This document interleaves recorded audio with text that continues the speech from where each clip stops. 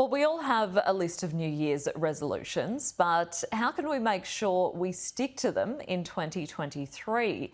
Joining me now is Organisational Behaviour Professor Peter Heslin from UNSW. Peter, thanks for your time today. Tell us, how can we establish New Year's goals that are actually achievable? Well, some of the well-known advice is to set goals that are SMART.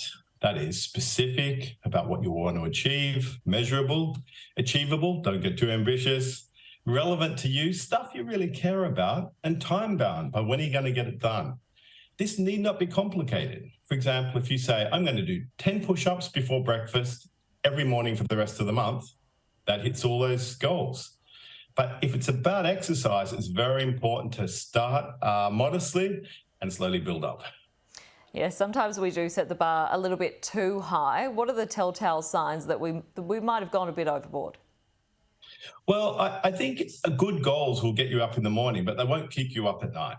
You shouldn't be stressed about your goals, and you shouldn't have too many. I think we can often think, oh, I've got 5, 6, 7 New Year's resolutions.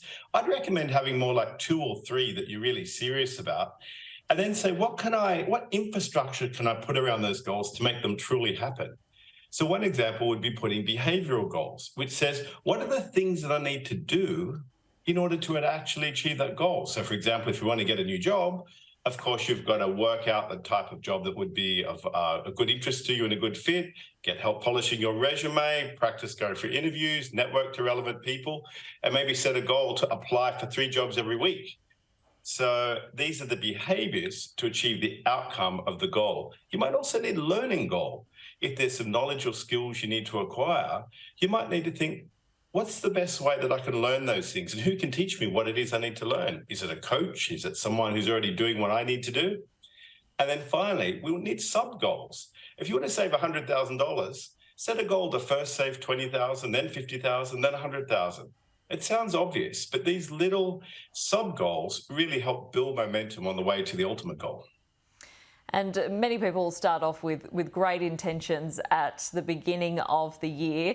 How can we keep ourselves motivated throughout the year, especially if we stumble or we feel like we've failed? Well, that's a great question. Mental contrasting is a powerful one. So draw an image or take a photo or have something that reminds you of what life's going to be like when you've achieved your goal.